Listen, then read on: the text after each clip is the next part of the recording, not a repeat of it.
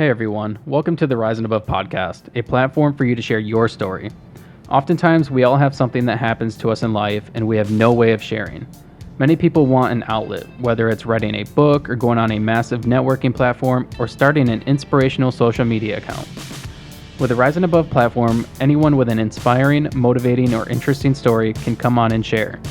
It could be anything from the struggles of starting a business, the struggles of overcoming homelessness or mental illness. I've interviewed victims of rape, sexual assault, and abuse. There is no subject that is off limits. This platform offers a safe and fun way for you to share your story through a one-on-one experience. If you would like to share your story, the best way to reach out would be through social media. You can find me on Instagram and Facebook or through email. All the links will be provided in the show notes. Thank you for listening.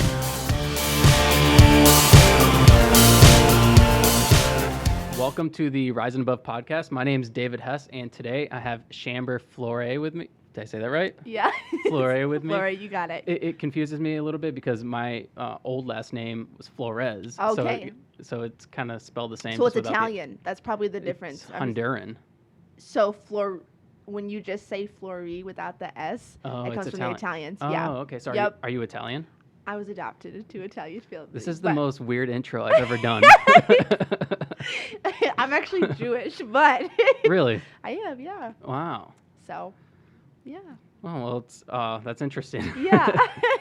So, anyways, today I have Shamber with me, and she is a foster care advocate. Well, she was a foster care advocate. I'm not really sure what you're doing these days. So, I guess with that being said, would you mind introducing yourself? Telling me like where you're from? Yeah. A little bit about your history. Cool. So I was adopted from Lansing. Grew up in a small town of St. John's. I was homeschooled most of my life, which is super fun. Definitely needed as a child, taken from like a lot of trauma. A lot of people don't think about that aspect, but a lot of kids, I feel, when they're removed from like trauma and placed with a new family, they need extra bonding time. So homeschooling was kind of the route my parents took. So you were homeschooled after you were taken away from your family? Okay. Yep. So I was removed at almost 6 and adopted at 7, along with my 2 other biological siblings. Oh, cool. How many siblings do you have? We're one of 18. What? So, yeah, one of 18. And this is biological? No, so 16 of us are adopted. Okay. And then 2 are biological. So I was adopted with 2 of my biological siblings, which is a huge blessing that normally doesn't happen.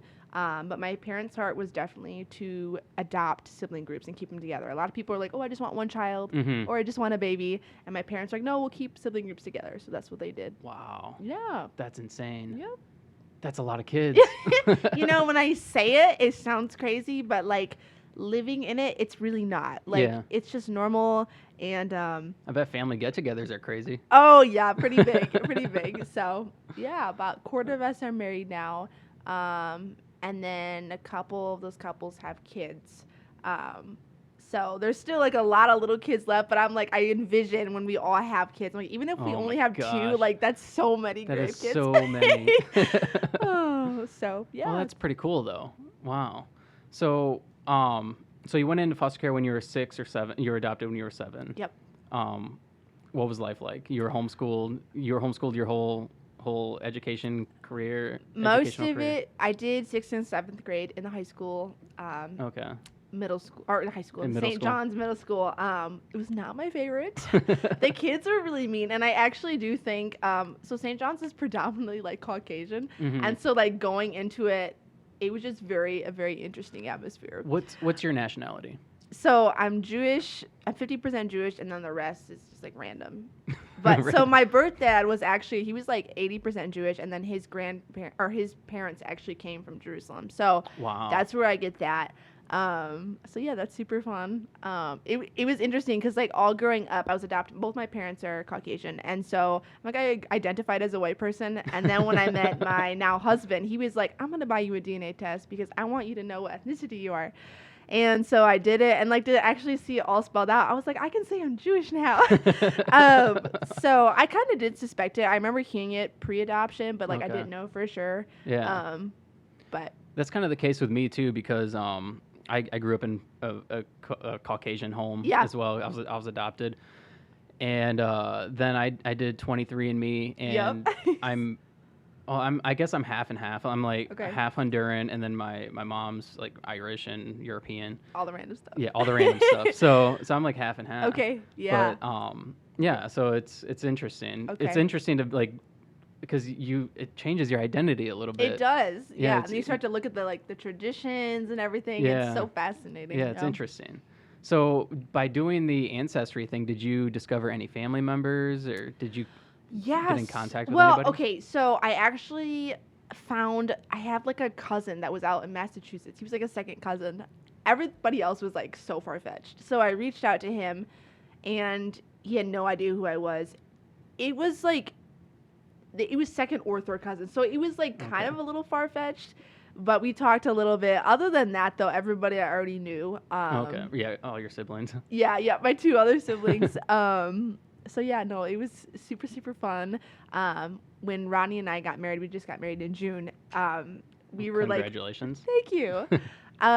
We were wanting to include like some Jewish culture, and he came from an African American family, and so like we were combining both together. It was like a very, very colorful wedding. Like we did the whole, I don't know if you're familiar with like Fiddler on the Roof, where they like pick up the people in the chairs and everything. Oh, but yeah, that's a Jewish wedding tradition, and so did you did you throw glass on the we didn't ground? do that, no, because I was trying to find the line of like not being sacrilegious, because I'm like not a practicing Jew, and so there was actually Jewish people coming that like practice. So I was like, I don't want to offend or just come across as sacrilegious, and so like we only did the chair thing, and then we had like the prayer shawl over our like at the altar area. But other than that, it was pretty normal, but it was super fun. That's cool. That's cool. How long have you guys been together?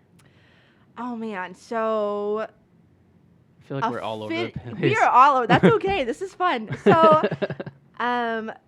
January 1st will be 3 years. So we became official on New Year's Eve, which is easy to remember. How romantic. I know, it was really fun actually. We originally we met, we were coworkers. We worked at a chiropractor. That's kind of how I got into health and fitness. We both were in the chiropractor in Frandor, and yeah, I was like, I do not like this guy. Actually, fun fact, I vowed I would never marry a black person, which is so silly. That's racist. It is racist. It is so, yeah, God's done a lot of work in my heart. So I said this growing up in a predominantly white culture, and then I was like, oh, I'm falling for this person. And my mom was like, I knew you were going to fall for this man, because she's known him for years. And I was like fighting this feeling of like what I said as a kid versus like what I was actually feeling. It was so interesting. I've learned a lot. So That's hilarious. yeah. That's cool though, how you're able to make a change and fall in love. So kind of going back a little bit, how did you become an advocate for foster care? Yeah. You were on Fox News. You sent me the link to your video. How did that come about? Yeah. Oh man, such a story. So basically, I reached this point when I was about 17 or 18 where I just felt like I needed to give back. I went through the system. I'm familiar with the foster system, the ups and the downs, the really far downs. And it's just, there's a lot that's missing. Something I recall when I was in the foster care system is that there's a lot of people fresh out of college that they're social workers, but they don't really have any clue, right? You can read a textbook all day long, but if you've never walked through, abuse, neglect, whatever, you really can't properly empathize. And so I remember looking around and thinking to myself, why isn't there more people like me that are helping? And I was kind of convicted, like, I really should like contribute. And so I'm sorry. What's going on? Oh, it's fine. So feeling like I needed to contribute, and so I remember reaching out to St. Vincent. That's where I was adopted through. Me too. And yeah, it's a good place. They're awesome. And I was like, how can I help? So like, okay, you can become a licensed like basically volunteer mentor. Okay. And so so I got into that. That was when was that? That would have been like 2017, 2018. And it was so fascinating, even down to like the first girl I got to work with. It was just, it blew my mind. She was coming against me like, oh, you're paid to just help me out. And she was really hostile on that. sharing my story with her, it like opened her up. And so I remember like looking at that incident and thinking, wow, more kids need to hear like, hey, I'm not just here to get a paycheck. I'm here because I actually care, and I know, oh, you've had this happen to you. Me too. So the Me Too factor, I think, is really, really powerful, especially with people who've been through trauma. So I've kind of taken a step back from being an advocate. There's a lot of other projects right now. But in regards to being an advocate for St. Vincent in particular, there was a lawsuit where the ACLU was going to shut down faith-based agencies. And so me being a mentor there, having been through the system. Why were they going to do that? They were going to shut it down. It's kind of a story. Was it because of gay rights? Yes and no. Yeah. So it actually was a fraudulent case. So they set up a couple. St. Vincent, along with a lot of other faith-based agencies, will work with any couple up to the actual adoption point. Then they'll send you to like DHS or something of that nature. And so it's not like they don't provide care, but it also is like capitalism, right? We live in America where you are able to like choose anywhere you want to go, right? So with this particular case, the ACLU actually set up a couple that was actually not even looking to adopt. It was all fraudulent. And so that kind of helped win the court case. But the ACLU was actually kind of going around the United States like doing this everywhere. Wow. Yeah, it was really unfortunate. And it's like hard because like I have, you know, love for everybody, right? And I think everybody should have the chance to adopt, but also we do have the freedom of religion. And so it was a very interesting court case. So being a part of that was just like eye-opening to a lot of things, but also seeing like going through all the stats, because we had to like be knowledgeable on the stats of like St. Vincent in particular. Like St. Vincent is responsible, I think it's like 93% of like adoptions in Michigan. Really? Yeah, it's huge, staggering. And like in Michigan alone, there's 14,000 kids still in need of homes. And so I'm like, why would we shut down St. Vincent or like places of that nature that do a lot of this work? Aren't they shut down right now? No. They're not? No. Weren't they going to be shut down? They were shut down for, I don't know if they were like officially shut down, but like they were ceasing, or some people were unable to work. But after the court case, which we won, was this last fall? Okay. Yeah, that they're all open again. So yeah. So working in were you working in the group home at St. Vincent's? Yeah. So they would. Or no, let me rewind. So I got to meet all the kids there, but they assigned me like a child. Actually, it was two sisters that were in foster care. So I actually went to the foster home. Oh, wow. Developed a relationship with them, and then I was passed along to another young lady. It's really just like being one-on-one. I think I'm not like a big scary adult, but I'm old enough to them that they can like respect, ooh, this is cool. She knows what I've been through. Right. And just like developing a friendship. Yeah. But then also encouraging them to make like healthy decisions, right? It's easy if you've gone through trauma to look at these new parents, whether you're in foster care or even newly adopted, and be like, I'm angry. Well, they didn't do anything, right? They're here to help you. Yeah. That's not where your anger should be channeled. So yeah, just kind of working through all those problems, those heartaches, and just being there to love on them. That's really cool. Now, when you went into foster care, what was that like? You were 6 years old, so do you remember a lot of that? What were your emotions? Because I was 9 when I was put into foster care, and I remember how like it tore me apart. Yeah. And haven't been the same since. And so, what did it do to you, and what do you remember? Yeah, so I remember all of it. So I was removed from my 2 siblings. That was kind of confusing. I remember when they came to the home, actually the first time, my mom wasn't there. I was home alone. And so I was like 5 at the time. I hid behind the counter, and I didn't want to answer the door. They ended up coming back the next day to remove me and my siblings. And you hear what they're saying, like, oh, we're taking you to another place. But at the back of my 5-year-old brain, I'm like, oh, I'll be back tomorrow. I'm going to come back, right? I'm not going away forever.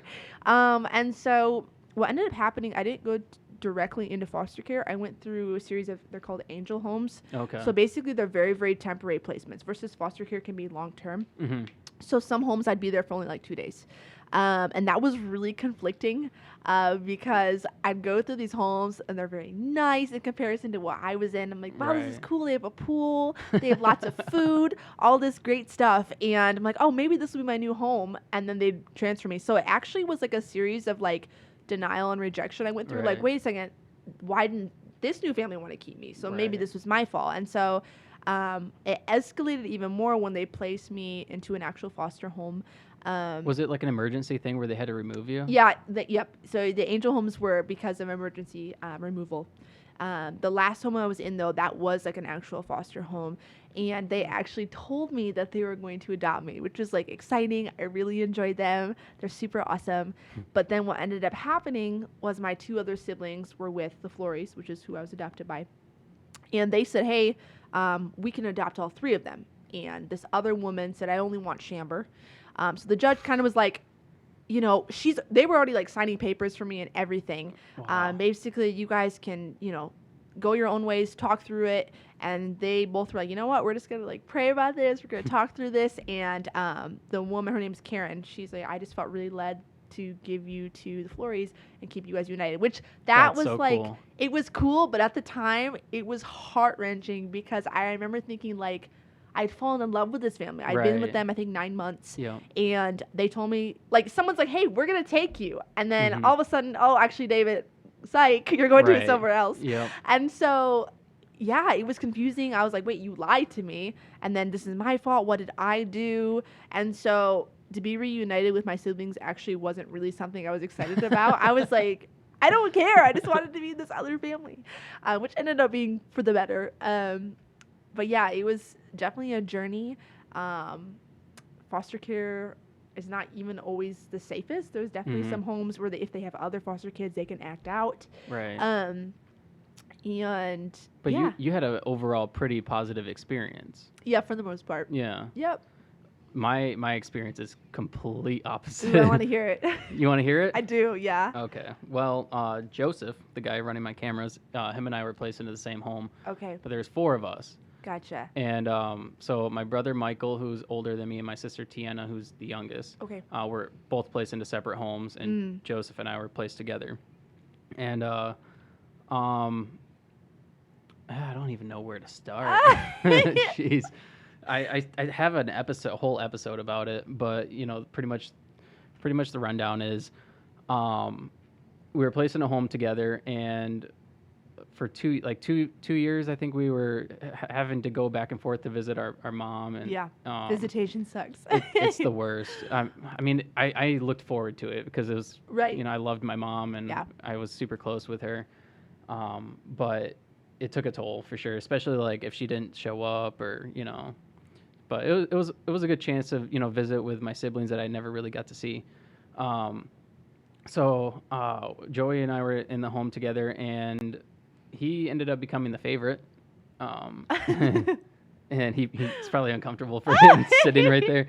And I was not the favorite. My adopted mom had to she always had to have somebody to take her anger out on. And Yeah. before us, it was other foster kids. Like there would always Yeah. be one specific kid she would take her aggression Yeah. out on. And Yeah, I'm pretty sure she's bipolar and whatever else. probably. And so as time went on, she just became really abusive. I mean, like there was things that she would just be verbally abusive. Like I remember when I first went into foster care, it was always the foster kid's job to take care of the dog, to take the dog out. Everybody had to have a job around the house. Yeah. And it was my job to take the dog out. Okay. And it was dead winter, and the dog had taken off on me. No. And she flipped out on me and was like, "Oh, that's my dog. Like, if something happened to my dog because of you, like, we're gonna get rid of you, and Oh no. we'll keep your brother." And like, so I'm like Wow. 9, 10, Yeah, and I'm you know, right. that upset me. So I went and told the social worker at St. Vincent's the following week, and they sat down with her and asked her about it, and of course it was denied. But and it was kind of like that throughout my whole experience with them. Anytime something was reported, because there was so much abuse and trauma that happened in the home, so many different people reported it because we went to church and they would see what was going on and they would report it, and they wouldn't do anything about it. And they would call and be like, hey, we're coming out this day to investigate this situation, and then it would allow them time to prepare a story for when they came out. Right. And that's one of my biggest problems with the foster care system is, like, for instance, like your mom, you know, I'm sure they didn't give her a warning. Hey, we're coming to your house to take your kids, right, to see what their living situation's like. You know, they just came and they took you guys. Why do they do that to foster families? Yeah. And so that's one of my biggest issues with the foster system. But yeah, so as time went on, she went to jail for abusing me. Wow. Yeah, I think I was right after we were adopted. I was 11 years old, and I was homeschooled as well. And I was in my sister's room doing my homework. I was watching. Are you religious at all? Yeah. So are you familiar with like Bob Jones? Yes. Yeah. Oh my gosh. Okay, so we were doing like those kind of curriculum. Yeah. So we'd watch a movie or a VHS at the time, and then we'd do our homework. Yep. And that's such a terrible way to do school. I hated Bob Jones just as a whole. I'm like, no. It was terrible, and it was hard. But yeah, I was in my sister's room doing that, and I was sitting on the floor watching it, and my parents were fighting about something, probably over me, because I was always the center of all the arguments for some reason. And she came in, kicked me in my stomach, and grabbed her purse and ran out. And I'm, running out crying. I'm like, she just kicked me in my stomach. Right. And my dad comes running up, and he's like, what's going on? And I tell him, and she grabs me and throws me into the refrigerator. What? Yeah. And then she flipped a card table with puzzle pieces on it, and puzzle pieces went everywhere. So my dad tackles her and sits on her and calls the police, and she was arrested. But this is another crazy thing with the whole system is they didn't even know about it. The agency didn't know about her going to jail for child abuse. And later on, when I was having issues, I literally called social services every single day after school. Because of what was going on. I was so stressed. I was losing hair. I had bald spots on the back of my head. Goodness. And so I'd call every day, and nothing would happen. And I eventually told them about her going to jail for child abuse, and it was expunged from her record. She did the probation stuff and whatnot. She still got to be a foster parent? She still got to be a foster parent. This whole time, she was still a foster parent. And so they didn't know about it, and I'm the one who told them about it. Yeah. So they came out and questioned her, and her response was, how did you know about that? And they're like, you should have told us. And I'm like, wow. Are you serious? And they're like, well, just don't let it happen again. If it happens again, you're going to lose your license. Wow. See, this is in Lansing? So when I reported that, I believe I reported it to St. Vincent's itself. Really? Okay. Interesting. Maybe wrong on that. Might have reported it to DHS, but okay. And they might have reported it to the agency itself because that's where they're licensed through, St. Vincent's. Yeah. But St. Vincent's did come out and investigate that, and that was their response. Interesting. And so at that point, that's when I lost all faith in the system. I ended up moving out when I was 17, and that was it. Wow. That was a wrap. That's so okay. I feel like so growing up, I probably was surrounded by 30 families that have adopted. And honestly, the woe stories are the exact opposite. It's always like they're advocates for the biological parents, and then like, oh my gosh, you took away their water bottle, we're removing the kids. I'm always like, what? They get to go back to the birth parents? So that's blowing my mind. It's insane. And I really think it has something to do with who you know, because they were friends with, not really like friends, but they were pretty close with the like the director or whatever of St. Vincent's at the time. I don't think it's the same person anymore. Yeah, it's not. She's newer. Yeah. So they were pretty close, and the thing is there's always a lack of homes. So, there is, so they're just desperate. It's true. Yeah, and the thing is with like the home that we went into, they always take two kids at a time. So it's a home for 2 kids. So if they got rid of that, then that's 2 openings that they got rid of. Yeah. So. Oh man. Wow, I'm so sorry you went through that. No, it's all right. It's part of my story. It's part of what made me who I am. Exactly. So I'm Yeah. not mad about it. Yeah, and it is But- crazy. Like, it's unfortunate that there are some foster families that like it's not safe. It's like they went Mhm. from one traumatic home to another, Right. and yeah, a lot of people I talked to, like their foster homes were like that, and I think it's almost like hurts the social workers to hear that because like they try Yeah. so hard to find safe environments, Yep. and like some people are really good at facades, right? Yeah. It's just Yeah, true. absolutely. And making their lives feel or look better than what they really are. Yeah. I know in the foster care system there was a few homes that there was some sexual abuse. Just what ended up happening, I was so little at the time, and they had like a 14-year-old boy. Like, that is not a good mix. Oh, no. So what that happened to numerous young ladies, like from foster homes I went through, and it's common and it's sad. But yeah, it's all how you handle it moving forward. Yeah, absolutely. And my question to you would be like, what's your experience? Because you said you know a lot of kids that were adopted, so I'm assuming you would know a lot of them that were.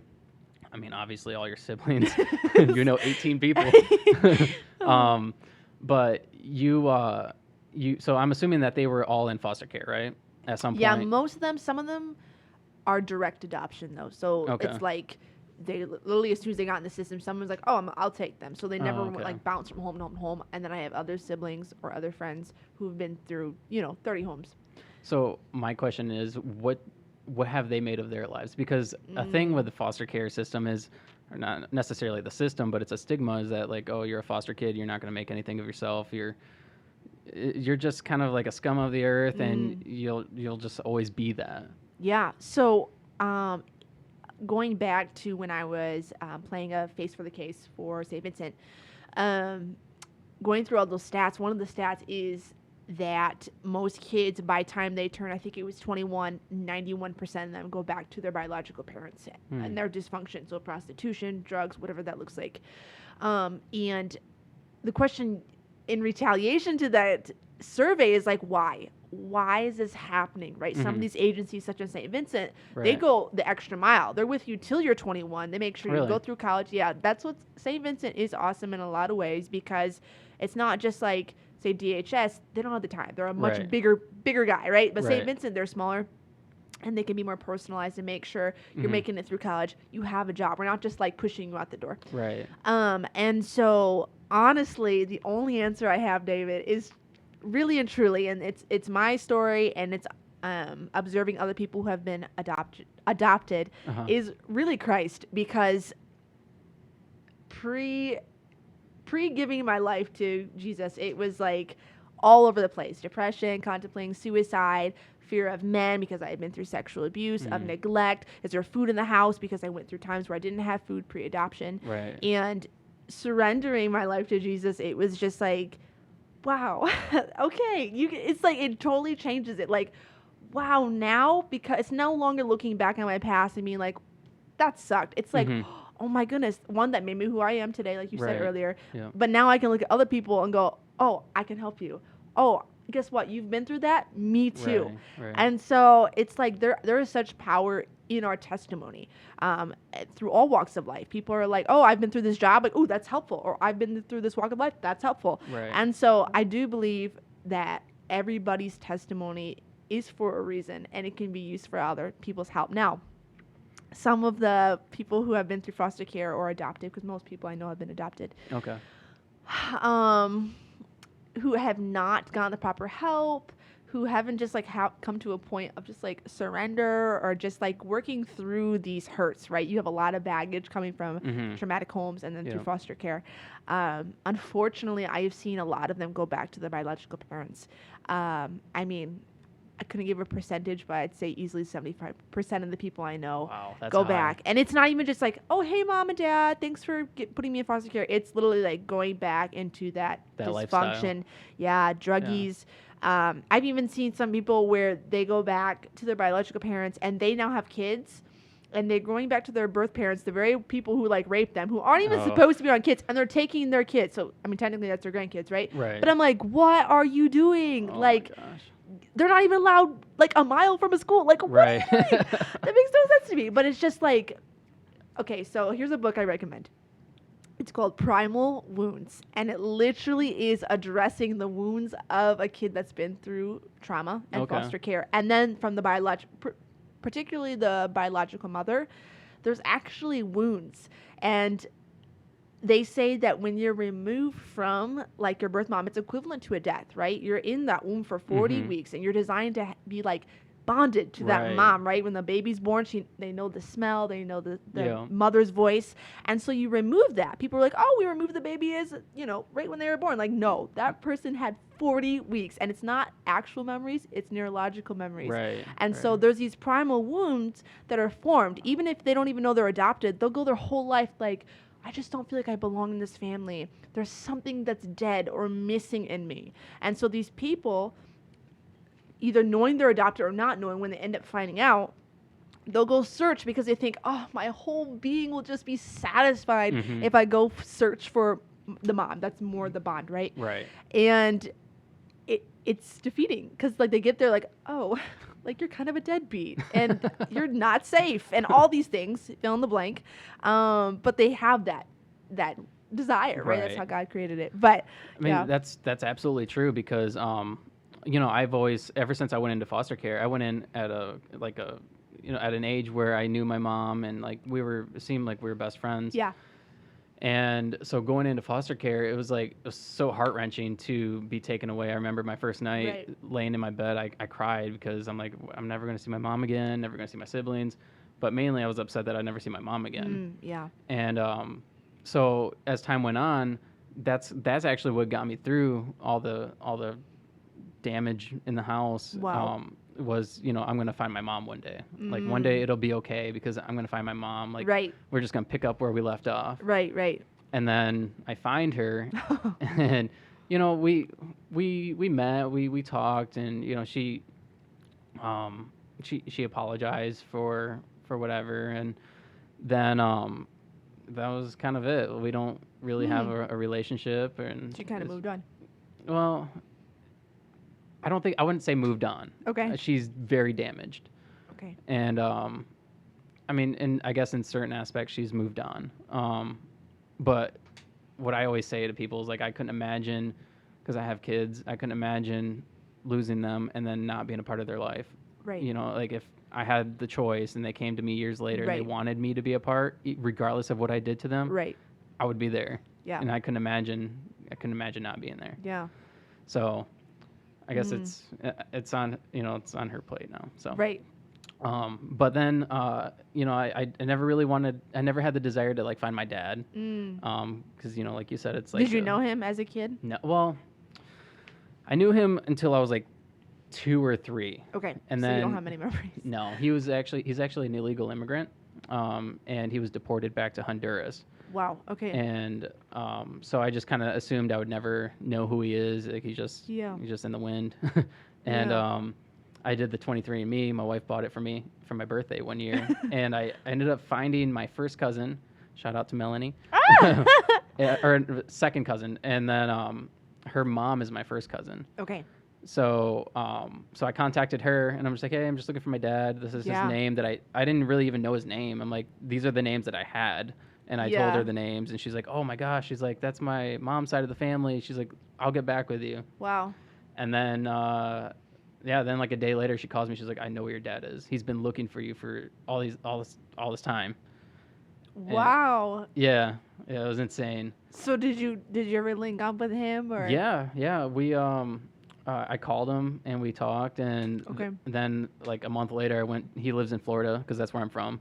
Okay. I went to Florida and we met him. It was strange. It was strange. Okay. It was strange. Okay. I mean, it was good, but would you do it again? Yeah, absolutely. Okay. He's been up here. Cool. I think the next Christmas he came up and spent Christmas with us. So yeah. So I mean, he calls me all the time. I've talked to him more within the last 2 years than I've talked to my mom since I was 18. Really? Yeah. So within the last like 8 years, I've only talked to my mom like maybe 4 or 5 times. Seen her like maybe 4 or 5 times. But wow. Yeah. Everybody's insane. different. It's case by case. There's no like way to go about it. Like when you turn 18, you can reach out to your right. No, everybody, especially. I mean, there's some biological parents are like, oh, she got pregnant when she was 15. She couldn't raise the kids. And there's Right. other ones that are like, you knew your boyfriend was raping your kid. Like, everybody is so different. I don't understand it. It happens. I don't understand it. So, have you found your birth parents? So it's super funny you say that. I literally have a letter in my car right now. Oh my god. I went to my mom and dad's, my adoptive mom and dad's, and picked it up. I'm at this point in my life now that I'm like married, settled, that I don't know. There's an interest, but a lot of caution. So I know that one of them is not very safe, and so I'm trying to figure out the fine line. I know I'd have to approach it with lots of boundaries, lots of caution. And then I've been told from some cousins I'm in contact with, they're like, don't contact this parent because they have a lot of bitterness, almost like bitterness towards me. Like, Really? you didn't come find me out, 6 years ago when you could have. And How old are you? I'll be 24. Oh, wow. So But why is that your responsibility? I don't know. I don't know. It's like there's just a lot of brokenness, and they're both have some mental disabilities, and so I'm trying to just think on it with some grace. I'm trying to think about the best way to go about it. There's no good way of going about it. There is, yeah, it's true. It's probably one of the most weird and awkward things you can do, because it's like somebody you know, but you haven't seen them in forever, and you're like, what do we talk about? But you're in my family. I don't know. It's really strange. So I don't have a lot of memories of my dad because he wasn't really there. My mom and dad were not married, and so he would just like come and go. But my birth mom, I have quite a few. I know they both live locally. It's interesting. That's weird. Yeah. That's weird that they live locally. Right. They've been like right here 5 this whole minutes from time. my house. What? Yeah. So I mean, it's. Do you think you've ran into them before? Oh yeah. So funny story. Maybe she'll hear this. This will be interesting. So actually, not long after Ronnie and I started dating, it was like 2 months in. We're in the East Lansing Meijer, and we're in the self-checkout, and I kind of like look over, and I see this woman, and she's flat out staring at me. And I was like, going on, and then I was like, wait a second. And I do this double take, and I'm just going to shock. I'm like, oh my word, this is my birth mom. And Ronnie's like, babe, why are you not helping me? And so I'm like helping him. I'm not saying anything. I'm like, what do I do? What do I do? And she's just staring at me like, hello. And they ended up leaving before me, and I can tell as she's walking away, as she's staring, that she's very, like, not even hurt, but like anger, bitterness. Right. I can see the bitterness on her face. And Ronnie's like, what is wrong with you? Like, you're freezing up. Like, why are you not helping me? And I'm like on the verge of tears because my whole life, it's like I thought about what I would say if I ever ran into her. Like, hey, I forgive you. I love you. Thank you so much for you put me in an awesome family. Right. And like I blew it. Like I couldn't even say anything. And we get to the car. I'm like, Rodney, that was my birth mom. And so, yeah, just. That's so weird. Yeah, it's starting to come to the point now that I'm like, okay, I think now is a good time. You have to be ready for it. You do. They can't expect you to. You have to be strong in your identity, because if not, and as I've seen, it's so easy to just like swing back into prostitution or whatever that looks like. You'll lose yourself. You do. So convinced that like this will save me, and it just it doesn't. Yeah, and it's so easy. It's so easy to like want to be accepted back by them. Right. You know, like this is my mom. Like I want to make her happy, and you know, it's unfortunately in a lot of situations, people who have lost their kids are, when they get in contact with their kids at a later date, they typically abuse the relationship. Oh my word! So it's yes, it's so true. They'll like take advantage, the mooch. Yeah, it's a thing. I almost like, I don't know if you can relate to this. I feel like Hollywood glamorizes the reunification. Like I think it's October Baby. They've done so many movies where like the person goes the whole movie, I'm gonna go find my birth mom, and then they find her and she's like, oh hey, nice to see you, and she's on her way. But they glamorize it like it's a good thing, and so. It's a common question, and I'm sure you get it too, is like, oh, do you know your birth mom and dad? Mm-hmm. And like my first response, at first I almost was like baffled by that question. And now I'm like, wait, it's because they're not educated on the matter, right? They've never walked through this life, and like they just don't know. And so now instead of being like, that's a dumb question, I gotta be like, okay, well, I was sexually abused by my dad. I was neglected by my mom. Like, I walk through the facts. Like, would you reach out to them? Like, it's not glamorous like you saw in the movie. Like, oh, Right. just, like, does that happen? Absolutely. But most of these kids, again, I can't remember the stat. It's probably like in the 80 percentile, are sexually abused. Like, they're removed because of not good stuff. Right. So, yeah, it like, it's such a burden on my heart when people like glamorize, like, you should go find your birth mom and dad. I'm like, I don't know. I don't think that's a good decision. Yeah, it's not Or as glamorous. caution. It's not as glamorous as you think it is. Running in the wind. I remember when I was trying to find my mom, it was like I think 2013 or the end of 2012. So obviously, I'm sorry. Do you need to get out of here? You're good. Okay. So it was like kind of the start of like the internet. I mean, not the internet, but like Google search right. was like kind of like becoming a big thing. So I was using Google and Facebook to try to find her. Yeah. And I would find like these old addresses that she lived at, and I remember like one of them was a trailer park on the north side of town, and I drove through there because I was like, well, I'm gonna see if she lives here, and I was like, oh man, I don't know what I'm gonna get myself into. Right. You went by yourself?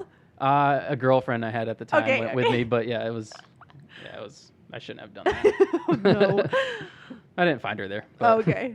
But You're like, hello. So you said you're not really advocating for foster care right now. Yeah, it's something I kind of put on the back burner. It was right around when I met Rodney. I was transitioning jobs. I started education for fitness, and there was a lot. Being an advocate for a foster child is a lot of work.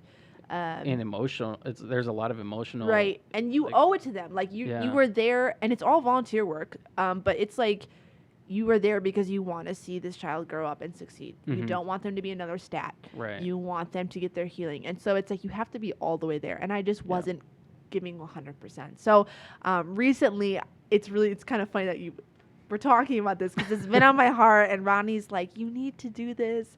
That's what God wants you to do. And so, like, I think I will pursue it. It's just now with COVID, it's, kind of annoying. People are like, oh, don't come to my house right now. Right. So you think you'll just jump back into what you were doing? Do you think you'll do your own thing? I've kind of thought about my own thing.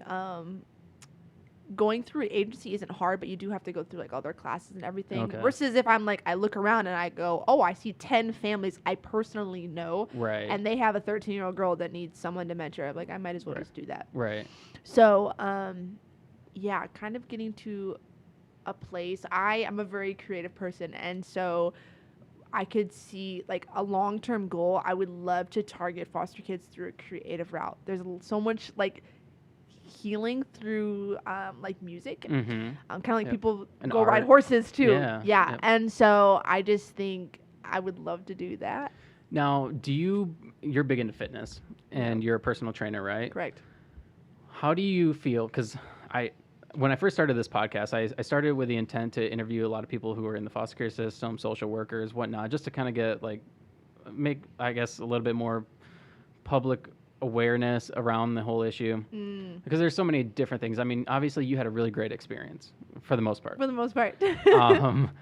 don't really know the negatives, but that's fine. Right. I mean, you got adopted by a really nice family.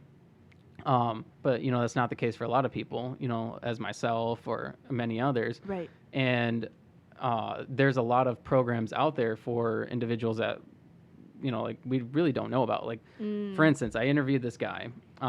He has a nonprofit that's called Foster Fit. And I think I know who you're talking about. Do you know about it? I think I've seen the program. Okay. Keep going on. I share it on Facebook quite often. Okay, so that might be what I saw. So this guy Justin, he is the founder of Foster Fit, and what it is, it's a program for foster kids, whether you were adopted, you're in foster care, you were in foster care. If you were in the system whatsoever, they will pay for a gym membership, a CrossFit gym membership for you. Wow. Yeah. That's super cool. Super cool. Interesting. And now that's one thing I found with fitness has helped me a lot. Like, it's a release. It's a release with aggression and just emotions. It's good to get a good pump on every now and then. How do you feel about that? What do you think? What's your thoughts? I love that. Yeah. That is so See, everybody, this is why we need everybody, right? It's like everybody has so many ideas and thoughts to bring to the table. I never would have thought of that. And I am in the fitness realm, you know? That is so cool, though. And I could see how, kind of like we joke, like, oh, you need to go punch a punching bag, right? Get out the anger. Like, that's such a good release. I love that. Very cool. I have to reach out to this guy. I can hook you up. Yes, I love it. I will hook you up with him because it's nationwide. So I mean, he's based out of New Jersey. Okay. So I think the way it works is, if like you fill out an application, like you would qualify for a gym membership through him or through his organization. Cool. So like you would apply, and then they would find a CrossFit gym within like a certain amount of radius with it. Like, so it's not a general gym membership. It's just for like the CrossFit classes. I think so. Okay. So I wonder if HIIT Fitness would qualify as I would think so. Yeah. Okay. I would think cool. so. Again, I don't know the specifics of it. Interesting. Okay. I tend to think that it should be like a general, gym membership, because a lot of people don't want to do CrossFit, like especially small towns don't necessarily have that. Right. Yeah. Or if you're like a teenager, you want to get buff, you want to get jacked. I want to look good for my boys. I'm playing football. Like, teenage boys You're don't. more lifting than you are gonna be like. Right. Yeah. Right. I get it. I personally like CrossFit. I think it's. Yeah, it's fun. It's fun. So yeah, I will hook you up with him. Yeah. It'd be cool. I love that. I'm sure he has a reason for starting it. I don't know if that's his story, but. I don't think he was in foster care. No. Okay. Nope. Just has a heart for it. Yeah. Okay. And then he likes CrossFit. Okay. He loves CrossFit. So. I love it. Yeah. I just love everybody's gifts and so much fun. I love it. It's cool to see what people are doing. I mean, not just locally, but nationally. People are just trying to make a difference. It's true. It's true. So. Sometimes it's easy to get like caught up in little Lansing, which is like little in comparison to other cities. And then you look around and you're like, wow, people are doing some awesome stuff out there. Yeah, absolutely. Yeah. And like I said, nationally, people are doing great things. Locally, I'm amazed on how many programs we have here. Like starting this podcast and interviewing people within our community. It's crazy. It's crazy all the things going on. That seems fun. I know. I love Michigan. I don't know about you. I don't like it. You don't? I'm from Florida. Oh, good point. Yeah. Why did you move to Michigan? I had to. Wait. So what's your dream state then to live in? Oh boy. Would you just go back to Florida? No. Okay. I don't know. There's so many different states that are beautiful. Like I went to Colorado and I loved Colorado. I just love the mountains. There's something like majestic about it. Yes. So you're more of a mountains person than you are a beach person. It just depends what time of year it is. I'm a mountain person all the way. I don't know. I appreciate both. Yeah. Oh yeah. Yeah. Yeah, I think I would like the mountains better because I mean, there's so many more things you can do. It's true. Yeah. I mean, if you're into hunting, you can hunt. You can ski. You can hike. Snore. Yeah, so much stuff. Yeah, Ronnie and I, we go on our honeymoon next month, and we're going to Arkansas. And everybody's like, Arkansas. Right? But hear me out. So we had a couple, super generous couple, that are like, wherever you want to go in the United States, we'll pay for it. And I'm like, wow, that's really like, that's mind-boggling. I don't even know what to pick. So they said, what do you guys like to do? And we both said, well, definitely not a beach. And beaches are nice, but we prefer more like hiking, like adventure. They're like, oh, you have to go to Arkansas. They first said Colorado. I've already been. And we both wanted to go somewhere we've never been. Right. And so they're like, you have to go to Arkansas. We're like, that was random. They said, no, look it up. So look up Hot Springs, Arkansas. There's like underground, like in caves, lit up snorkeling. There's hiking. There's like waterfalls, hot springs. Wow. Like there's lots of like hidden waterfall cave. Like it's very cool. It's beautiful. You're not scared to get trapped in there? Okay, you know what I'm most scared about? Not that. Although I did think about it. I'm like, oh, do I really want to do this? What I'm most scared about is spiders. I'm deathly afraid of spiders. And there's black widows down there. I already did the full search of every poisonous spider in Arkansas. And my husband's like, what are you doing? Stop doing that. Oh my word. And it's super hot. It was 100 degrees twice this week. So I'm like, hopefully in a month it will cool down at least to 80s. I would think it should. But, Yeah, I don't know. I loved Colorado. Colorado. Okay. New Mexico. I like New Mexico a lot too. I've been there. There's nobody there though. It's weird. Really? Yeah, it's strange. Like desert like? Well, what's weird about it is half the state is like farmland, and it's like just open plains and maybe a couple mountains, and then the other half of the state's like desert, kind of like Arizona. Okay, yeah. And it's beautiful. Yeah. But it's desolate. There's like no green though. Yeah, there's no green. Everybody's yards are rocks. Right. So it's beautiful there, and it's really hot. But what's interesting is like on our way back, we were driving from the desert part of it into the grasslands, and it was snowing in the middle of I think it was July or June. It was so strange, and it was like 100 degrees out. Wait, it was snowing because you're coming from the mountains? No. Nope. Nope. Wait, what? It was strange. That is so bizarre. It was bizarre. And it's just like melting, sizzling. It stayed on the ground. I don't understand it. It was weird. But it was warm. You were just walking around in shorts and t-shirt. I was driving, but yeah. That's crazy. Yeah, when Michigan, when it snows, it's cold. Yeah, it's cold.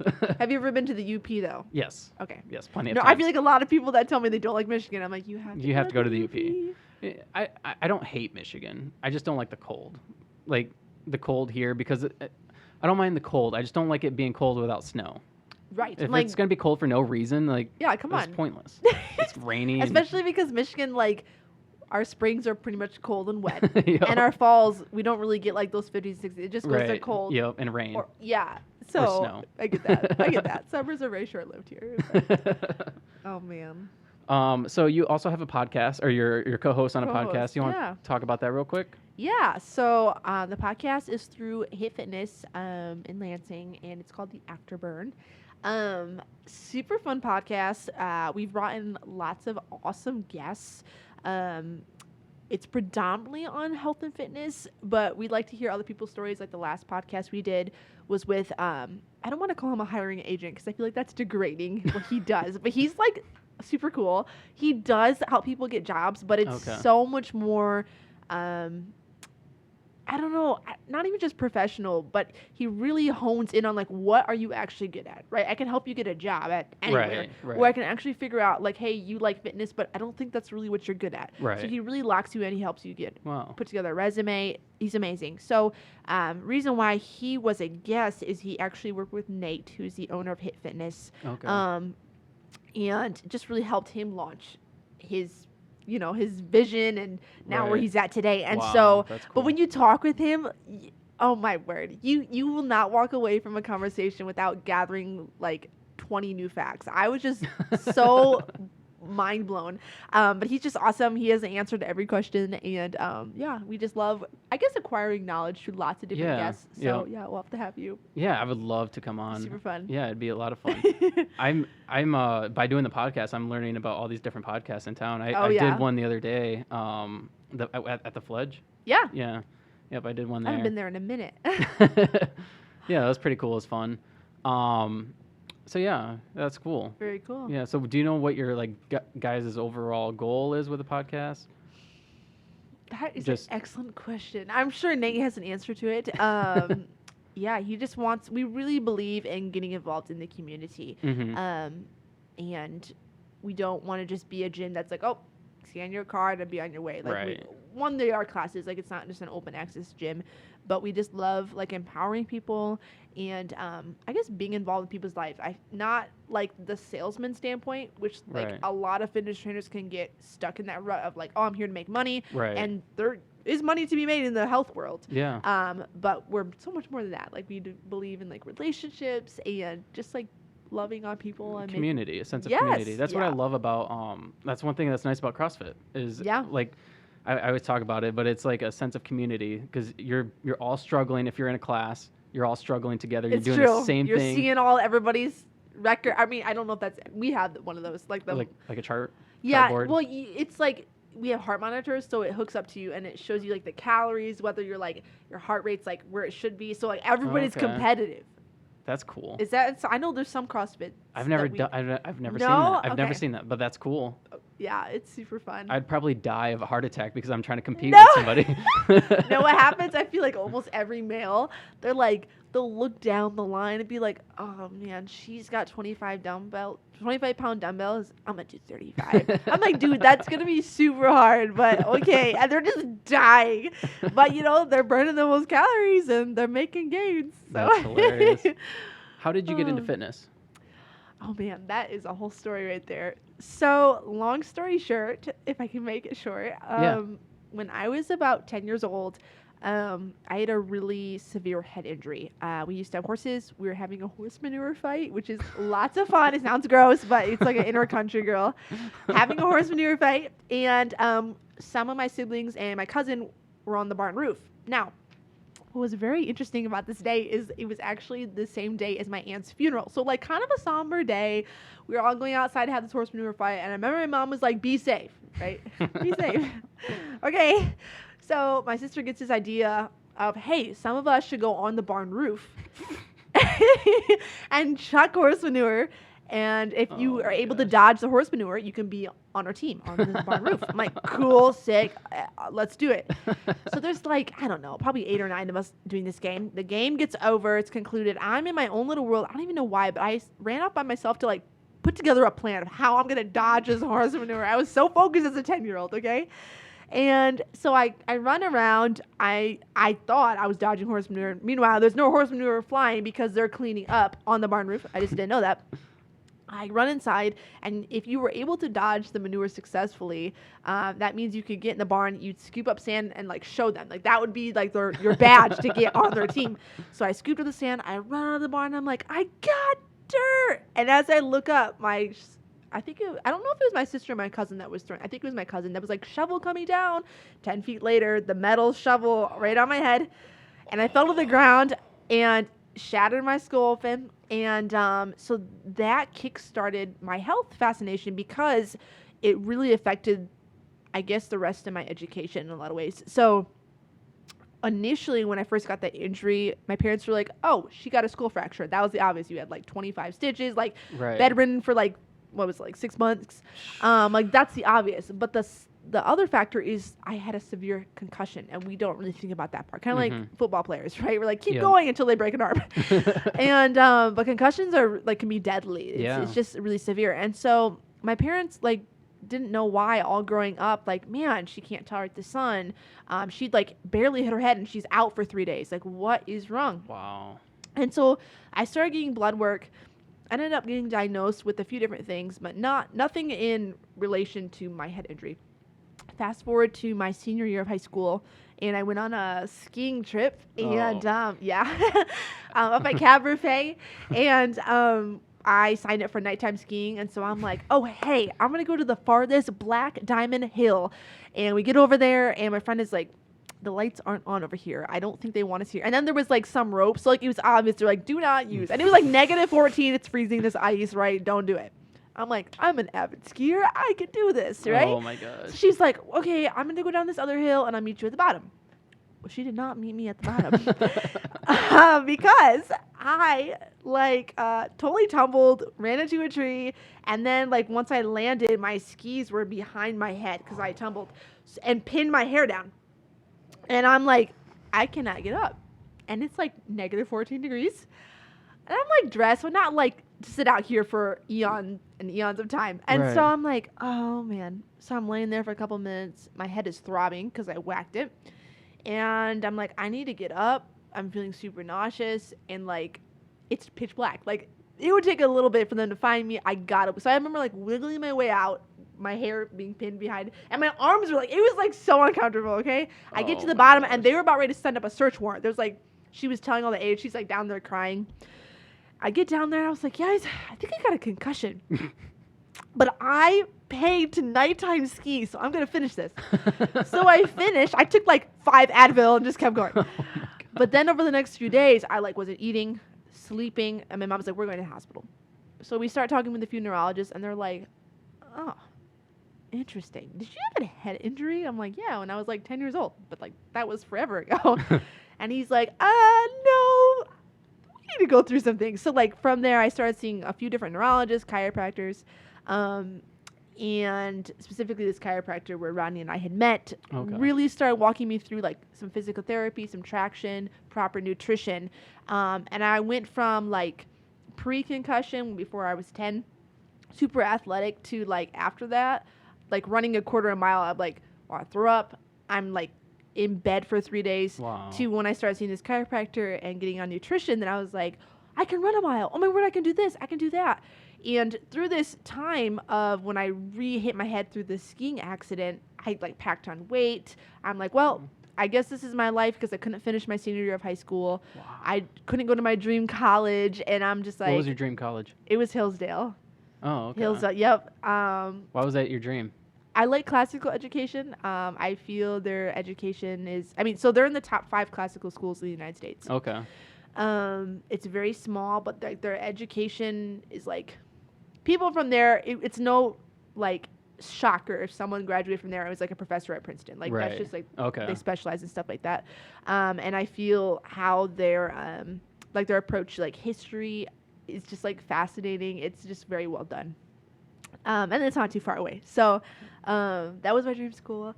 And yeah, that all came crashing down, and I just had accepted until I met this chiropractor that I'm like, well, I'm just gonna like continue gaining weight. I can't really be active.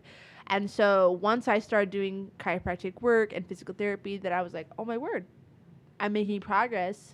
And who knew that like simple things such as turmeric help with brain inflammation, like simple natural things. I'm like, I really want to pursue this and then empower other people. I don't want to say specifically women, but like I have a heart for more women because I am a woman. Right. That like you don't have to be stuck in this rut. Like there are means to make you better, to make you stronger. Even like postpartum, I love those people because it's easy as women to be like, they slip into like postpartum depression. They're like, oh, I put on this like 40 pounds and I'm just going to be chubby the rest of my life. And it's like, actually, no, like we can push through these things.